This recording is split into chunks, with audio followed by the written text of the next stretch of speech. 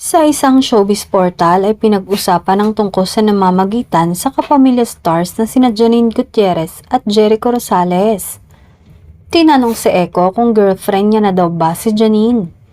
Hindi ito direktang sinagot ng aktor, bagkus ay sinabi niyang kung ano mang meron sa kanila ng aktres, siguro ay mas magandang i-announce nila yon nang magkasama sila at hindi lang basta sasagot sa tanong ng press na parang, oo kami na.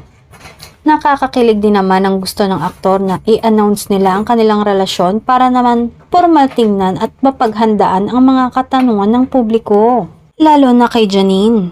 Siya yung tipo ng babaeng dissenting tingnan kaya naman deserve niya ang formal announcement ng kanilang relasyon.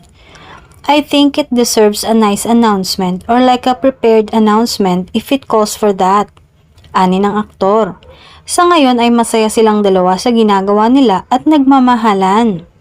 Samantala, naispatan na naman na magkasama ang dalawa sa isang mall na parang mga teenage lovers na magka-holding hands while walking.